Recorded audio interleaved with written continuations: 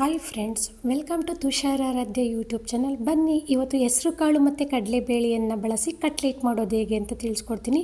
ಮೊದಲಿಗೆ ನಾನು ಇದಕ್ಕೆ 1 ಬೌಲಷ್ಟು ಹೆಸರು ಕಾಳು ಮತ್ತು ಅರ್ಧ ಬೌಲಷ್ಟು ಕಡಲೆಬೇಳೆನ ಚೆನ್ನಾಗಿ ಹುರಿದು ಅದನ್ನು ನಿನ್ನೆ ರಾತ್ರಿನೇ ನೀರಲ್ಲಿ ನೆನೆಲಿಕ್ಕಿಟ್ಟಿದ್ದೆ. ಸೊ ಒಂದು ರಾತ್ರಿ ನೀರಲ್ಲಿ ನೆನೆಲಿಕ್ಕಿಟ್ಟಿದ್ದೆ. ಈಗ ಅದನ್ನು ನಾನೇನು ಮಾಡ್ತೀನಿ, ನೀರು ಹಾಕ್ತಿರೋ ಹಾಗೆ ತರ್ತರಿಯಾಗಿ ರುಬ್ಕೊತೀನಿ. ಏನಂತಂದರೆ ಹೆಸರು ಕಾಳು ಮತ್ತು ಕಡಲೆಬೇಳೆಯನ್ನು ಹಾಗೆ ನೀರಲ್ಲಿ ನೆನೆ ಹಾಕ್ಬೋದು, ಬಟ್ ಅದಕ್ಕಿಂತ ಹುರಿದು ನೆನೆ ಹಾಕೋದ್ರಿಂದ ಅದ್ರ ರುಚಿ ಇನ್ನೂ ಜಾಸ್ತಿ ಆಗುತ್ತೆ. ಸೊ ಚೆನ್ನಾಗಿ ಅದು ಸ್ವಲ್ಪ ಬ್ರೌನ್ ಕಲರ್ ಬರೋವರೆಗೆ ಹುರ್ಕೊಂಡಿದ್ದೆ.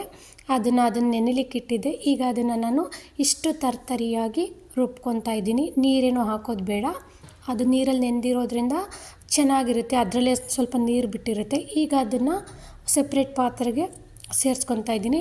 ಏನಂತಂದರೆ ಸಾಮಾನ್ಯವಾಗಿ ಸಬ್ಬಸಿಗೆ ಸೊಪ್ಪನ್ನು ಎಲ್ಲರೂ ಬಳಸ್ತಾರೆ, ಬಟ್ ನಮ್ಮ ಮನೆಯಲ್ಲಿ ಮಕ್ಕಳು ಸೊಪ್ಪನ್ನು ತಿನ್ನೋದಿಲ್ಲ, ಅಂದರೆ ಮೀನ್ಸ್ ಕೀರೆ ಸೊಪ್ಪನ್ನು ತಿನ್ನೋದಿಲ್ಲ. ಅದಕ್ಕೆ ನಾನು ಕಿರಿಕಿರೆ ಸೊಪ್ಪನ್ನು ಸಣ್ಣದಾಗಿ ಹಚ್ಕೊಂಡು ಕಿರಿಕಿರೆ ಸೊಪ್ಪನ್ನು ಕೂಡ ಅದಕ್ಕೆ ಸೇರಿಸ್ಕೊತಾ ಇದ್ದೀನಿ. 2 ಈರುಳ್ಳಿ, ಸಣ್ಣದಾಗಿ ಹಚ್ಚಿರುವಂತಹ ಈರುಳ್ಳಿ.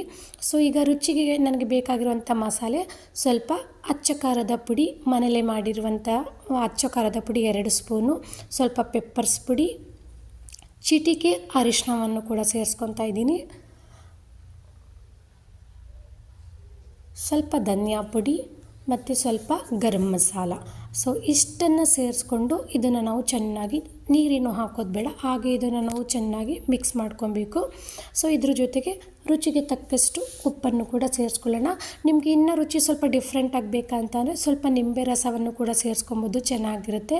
ಈಗ ನೋಡ್ತಿದ್ದೀರಲ್ಲ, ಅಚ್ಕಾರದ ಪುಡಿ, ಧನಿಯಾ ಪುಡಿ, ಗರಂ ಮಸಾಲ, ಪೆಪ್ಪರ್ಸ್ ಪುಡಿ ಇವೆಲ್ಲವನ್ನು ಹಾಕಿ ಚೆನ್ನಾಗಿ ನಾನು ಉಪ್ಪನ್ನು ಸೇರಿಸಿ ಚೆನ್ನಾಗಿ ಇದನ್ನು ಹಾಗೆ ಮಿಕ್ಸ್ ಮಾಡ್ಕೊತಾ ಇದ್ದೀನಿ. ಏನಂತಂದರೆ ಆ ಸೊಪ್ಪನ್ನು ಬಳಸೋದ್ರಿಂದ ಮಕ್ಕಳು ಕೂಡ ಸೊಪ್ಪು ತಿಂತಾರೆ, ಈ ರೂಪದಲ್ಲಾದ್ರೂ. ಸೊ ಇಷ್ಟು ಮಿಕ್ಸ್ ಮಾಡ್ಕೊಂಡಿದ್ದಾಗಿದೆ.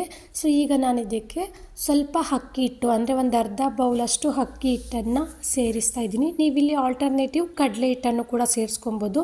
ಮತ್ತು ರುಚಿ ಸ್ವಲ್ಪ ಚೆನ್ನಾಗಿರಲಿ ಅಂತ ಹೇಳಿ ಬಿಳಿ ಎಳ್ಳು, ಅಂದರೆ ಒಂದು 3-4 ಸ್ಪೂನಷ್ಟು ಬಿಳಿ ಎಳ್ಳನ್ನು ಸೇರಿಸಿ ಚೆನ್ನಾಗಿ ಮಿಕ್ಸ್ ಮಾಡ್ತಾಯಿದ್ದೀನಿ. ಸೊ ಇಲ್ಲಿ ನಾನು 1 ಡ್ರಾಪ್ ಕೂಡ ನೀರನ್ನು ಹಾಕಿಲ್ಲ, ಅಂದರೆ ಏನು ರಾತ್ರಿ ಎಲ್ಲ ಕಾಳು ನೀರಲ್ಲಿ ನೆಂದಿತ್ತು ಅದೇ ನೀರಲ್ಲಿ ಇದೆಲ್ಲವನ್ನು ಕೂಡ ಚೆನ್ನಾಗಿ ಮಿಕ್ಸ್ ಮಾಡ್ತಾಯಿದ್ದೀನಿ. ನಿಮಗೆ ಇದು ಸ್ವಲ್ಪ ಒಂದು ಹಿಟ್ಟಿನ ಅದಕ್ಕೆ ಸಿಗಲಿಲ್ಲ ಅಂತಂದರೆ ಆವಾಗ ಬೇಕಿದ್ರೆ ನೀವು ಸ್ವಲ್ಪ ನೀರನ್ನು ಸೇರಿಸ್ಕೊಬೋದು.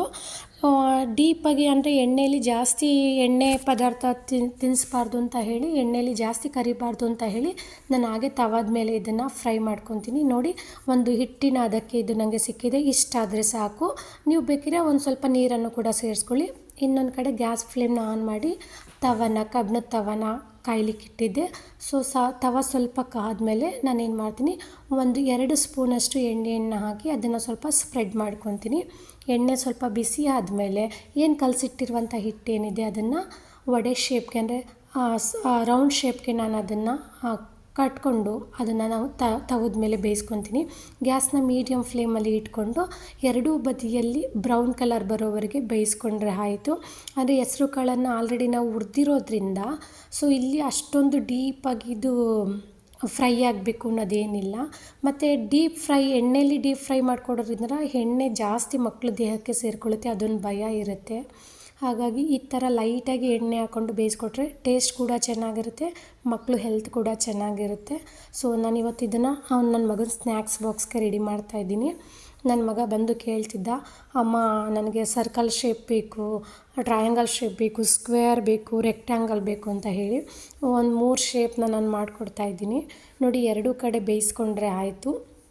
ಸೊ ಒಂದು ರೆಡಿ ಆಗಿದೆ. ಪುನಃ ಇನ್ನು ಸ್ವಲ್ಪ ಎಣ್ಣೆನ, 2 ಸ್ಪೂನಷ್ಟು ಎಣ್ಣೆನ ನಾನು ಸೇರಿಸ್ಕೊಂಡು, ನನ್ನ ಮಗ ಏನು ಕೇಳಿದ್ದ, circle shape, triangle, rectangle, square, so ಎಲ್ಲವನ್ನು ಕೂಡ ರೆಡಿ ಮಾಡ್ಕೊಂಡಿದ್ದೆ. ಈಗ ಸದ್ಯಕ್ಕೆ ಒಂದು 3 ಇಡ್ತಾಯಿದ್ದೀನಿ.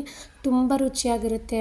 ಯಾರ ಮನೇಲಿ ಮಕ್ಕಳು ಸೊಪ್ಪನ್ನು ತಿನ್ನಲ್ಲ ಅಂತ ಹೇಳ್ತಾರೋ, ಈ ಥರ ಸೊಪ್ಪನ್ನು ಈ ಥರ ಬೇರೆ ಬೇರೆ ತಿಂಡಿಯಲ್ಲಿ ನಾವು ಸೇರಿಸೋದ್ರಿಂದ ಮಕ್ಕಳು ಸೊಪ್ಪನ್ನು ಕೂಡ ತಿಂದಾಗುತ್ತೆ. ಸೊ ನನ್ನ ಮಗ ಕಂಪ್ಲೀಟಾಗಿ ತಿನ್ನಲ್ಲ ಅಂತ ಏನಿಲ್ಲ, ಬಟ್ ಸ್ವಲ್ಪ ಬೈದು ತಿನ್ನಿಸ್ಬೇಕು, ಹತ್ಕೊಂಡು ತಿಂತಾನೆ. ಅದ್ರ ಬದಲು ಈ ಥರ ಮಾಡಿಕೊಟ್ರೆ ಅವನು ಇಷ್ಟಪಟ್ಟು ತಿಂತಾನೆ ಅಂತ ಹೇಳಿ, ಜೊತೆಗೆ ಸ್ನ್ಯಾಕ್ಸ್ ಬಾಕ್ಸ್ಗೂ ಕೂಡ ಒಂದು ಸ್ನ್ಯಾಕ್ಸ್ ರೆಡಿ ಆಗುತ್ತೆ ಅಂತ ಹೇಳಿ ಹೆಸರು ಕಾಳಿನ ಕಟ್ಲೆಟನ್ನು ರೆಡಿ ಮಾಡಿದ್ದೀನಿ. ತುಂಬ ಚೆನ್ನಾಗಿರುತ್ತೆ, ನೀವು ಒಂದು ಸಲ ಟ್ರೈ ಮಾಡಿ. ಸೊ ಯಾರೆಲ್ಲ ಇನ್ನು ನನ್ನ ಚಾನಲ್ನ ಸಬ್ಸ್ಕ್ರೈಬ್ ಆಗದೆ ವೀಡಿಯೋನ ನೋಡ್ತಿದ್ದೀರಾ, ಪ್ಲೀಸ್ ಚಾನಲ್ನ ಸಬ್ಸ್ಕ್ರೈಬ್ ಆಗಿ, ವಿಡಿಯೋನ ಲೈಕ್ ಮಾಡಿ ಮತ್ತು ಶೇರ್ ಮಾಡಿ. ನಿಮ್ಮ ಸಪೋರ್ಟ್ ಯಾವಾಗಲೂ ನನಗೆ ಹೀಗೆ ಇರಲಿ. ಸೊ ಈ ರೆಸಿಪಿ ನಿಮ್ಗೆ ಇಷ್ಟ ಆಗಿದ್ರೆ ಲೈಕ್ ಮಾಡೋದನ್ನು ಮರಿಬೇಡಿ. Thank you.